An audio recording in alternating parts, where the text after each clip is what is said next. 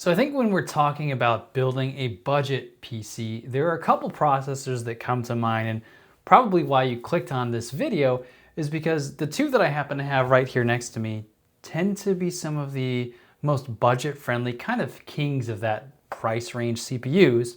And what I wanted to do today was compare those two CPUs and see if one is better than the other, because they both tend to sit around the same price range and actually are almost identical in what they do. So those two processors are the Ryzen 5 3600.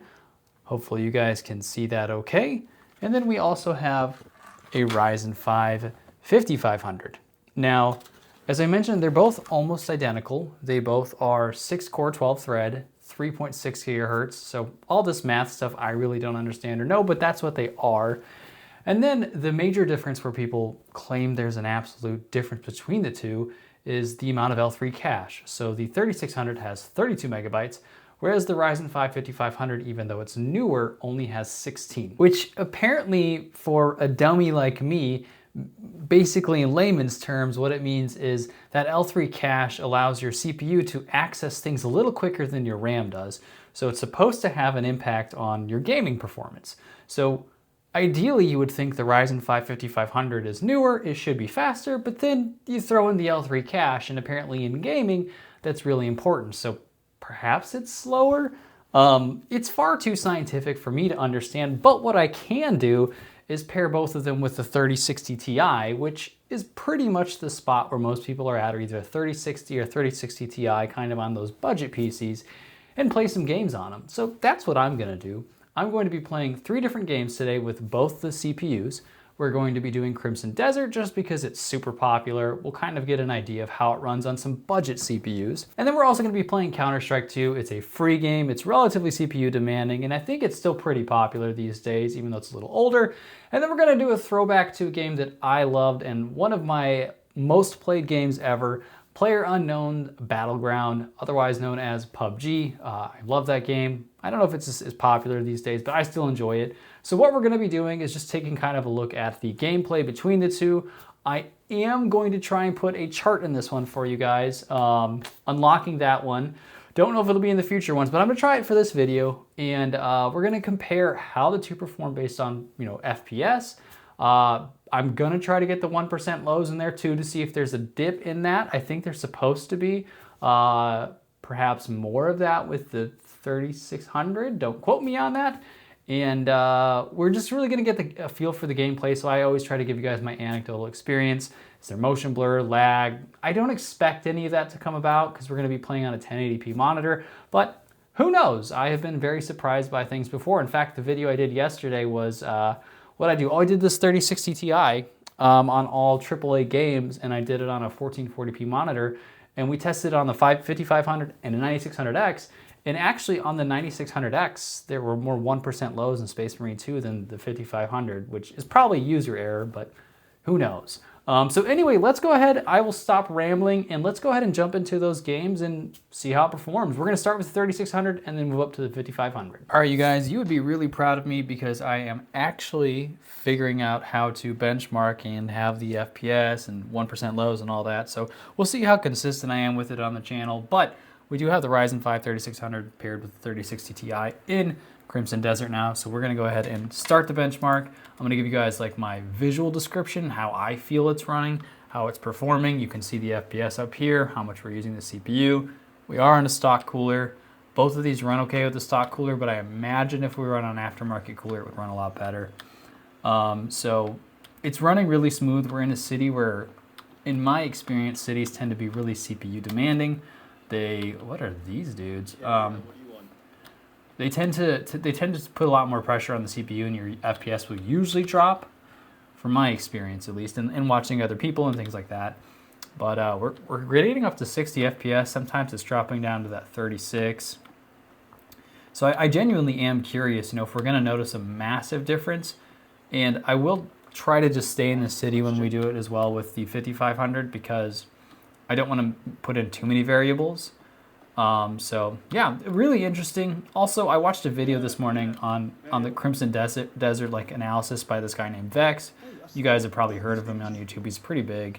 But he talked about like the ray tracing and ray reconstruction of the game and like how they utilize some of that to make this open world and have it perform well. But sometimes like the quality can struggle in certain things. So thought that was really fascinating. You guys should definitely check that out if you really like this game. But yeah, that's enough of me rambling. I feel like that's a good spot. So let's go ahead and jump over to Counter-Strike 2. All right, you guys, now we are in Counter-Strike 2. I have apparently been a noob this entire time, but you can actually get Rivetune and Afterburner to work in this, and I figured out how. So I'm very excited for that. But I'm gonna show you the settings here really quickly after I set my weapons. And like I said, we're gonna try to keep it consistent on both the 5500 and the 3600. Right now we're on the 3600. So everything is on medium. I don't remember if I started this. We're gonna go ahead and start the benchmark here. So we're sitting at 150, 170 FPS with a low of like 98. Oh, the game feels really smooth, not getting any kind of stutters. Now, for this type of video, graphic quality is not as impactful for me, so I don't care quite as much.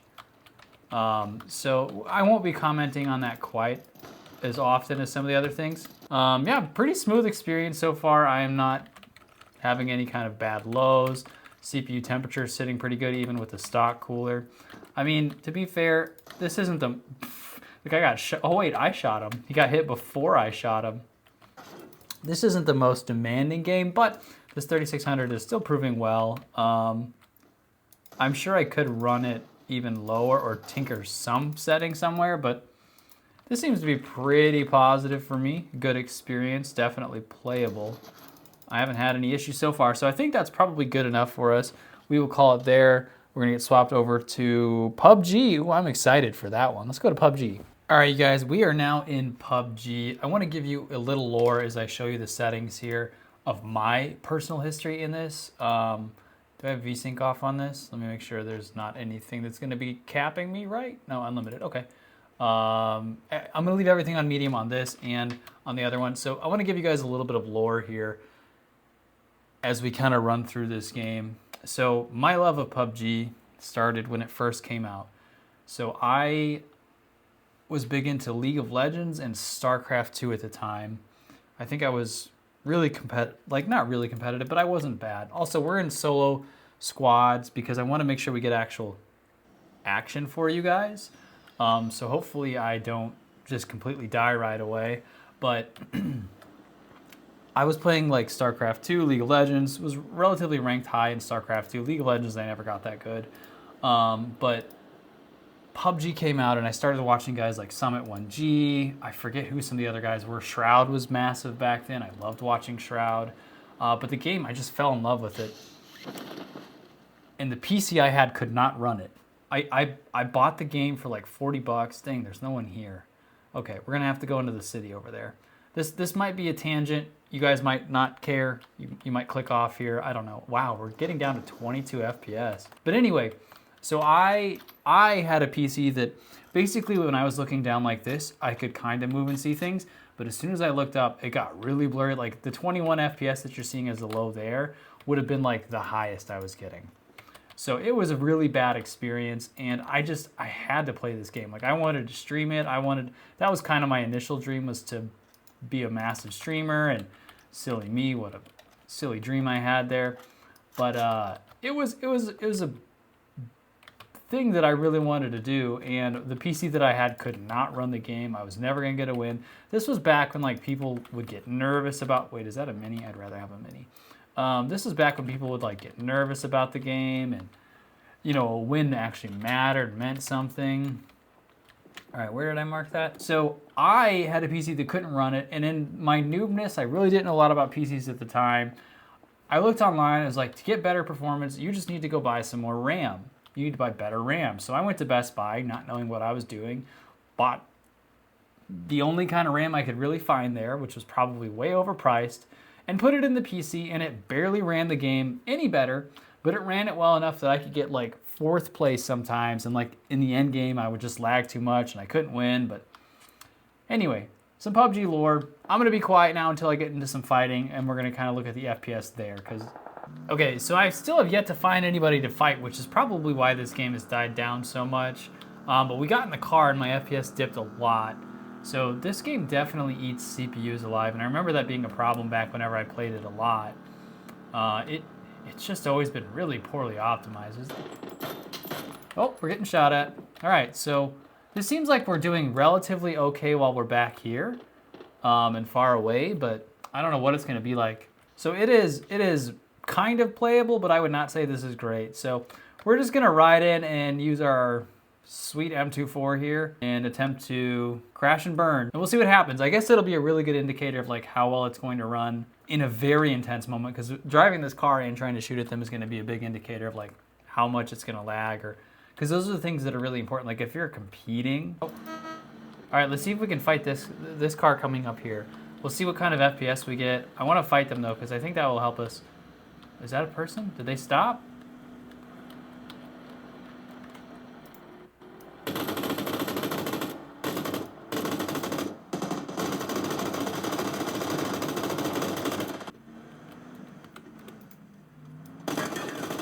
Got one. Whoa. If you think I'm gonna let your boy live. Wow, that's really hard to hit. Okay, that's good enough for me. We'll call it there. Yeah, I don't know. It felt like it was really laggy at times. Some of it was tough, but we'll move on from there. Okay guys, so before we move on to the 5500, I do want to show you the chart of the 3600. I actually got it all charted out for you here.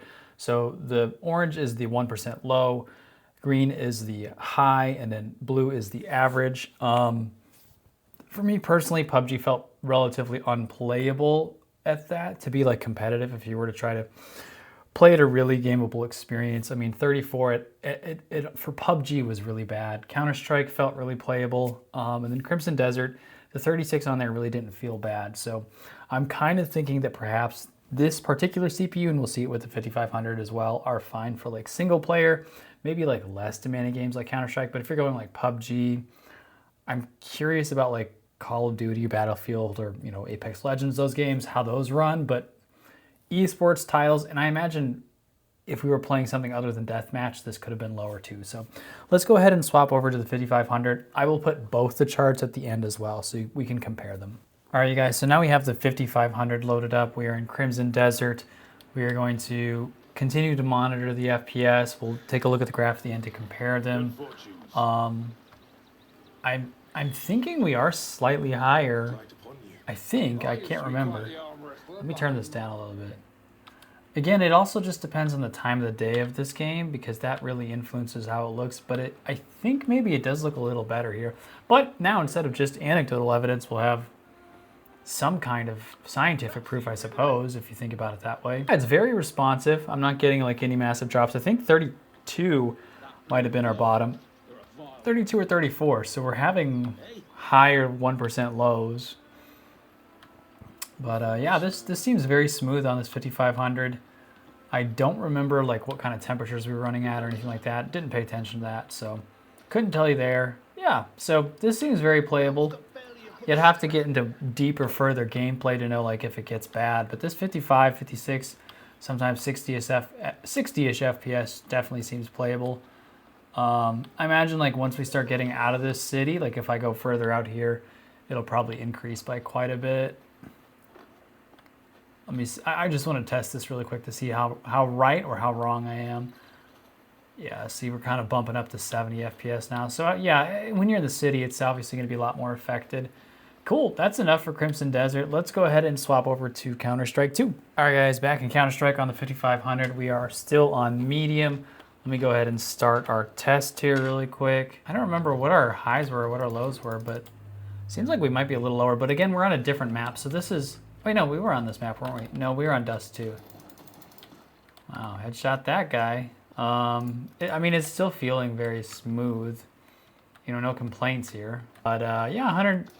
I really think we were closer to like 160 on the 3600. So I'm wondering if we're seeing that L3 coming into play, or if possibly my 5500 has some damage, or the stock cooler is not adequate or something like that. Yeah, I don't think we need to get too in depth with this. I feel like we're kind of getting just a good baseline here to understand, like, at least in these TDM matches. Did I door ding him? Oh, he left. Just in these team death matches, I imagine it's potentially a little higher or lower in an actual like Counter-Strike match. So 160, maybe it just needed some time to render or whatever. I don't know. It's not very consistent, is it? Yeah, that feels like it's probably enough. Let's go ahead and swap over to PUBG, my former favorite, or maybe it's still my favorite game. I don't know. All right, guys, loaded back up in PUBG on the 5500. Go ahead and verify with you that we are on medium settings still. Yep, that's what we were on before. We are continuing to do solos v squads just because the load times are a lot faster and I'm more likely to get a lot more action there, which is what I really care about. I don't care if I pop off or anything. I just want to get some numbers in FPS. So I'm going to probably drop over into this Holston Meadows area and see what it looks like. I know I accidentally did this and it was not recording the FPS, and it looked like then the FPS at times were higher. So I'll be curious to see what it is here. Also, normally I would, if I'm playing this game for real, I'd play with headphones and it would help me identify where people are, but we're using this good old speaker here and it is very difficult to tell the direction on that. I don't know if you guys have ever played directional games that like you need the ability to hear on, but not playing on headphones is rough. Okay, cool. We're finally in some fights here. They got out. I'm not going to be able to find them, but that's okay. Now, we died right away.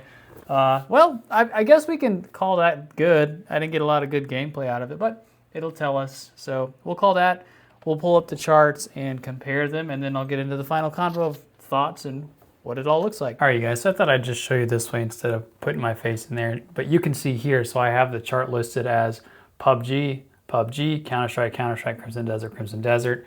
The orange is the 1% low, green is the max, blue is the average. So you can see here in PUBG, the 5500 had a higher 1% low. They were identical in their performance as far as the max FPS, and then the average, the 5500 did pull ahead. In Counter-Strike 2, the 5500 had a lower 1% low, so the 3600 actually outperformed it there. The 3600 also had a higher max, but that could have just been because of the map difference. And then the average FPS, the 3600 did pull ahead. I'm potentially claiming some of this to be map difference, but you could make the same argument here too, so it's relatively close.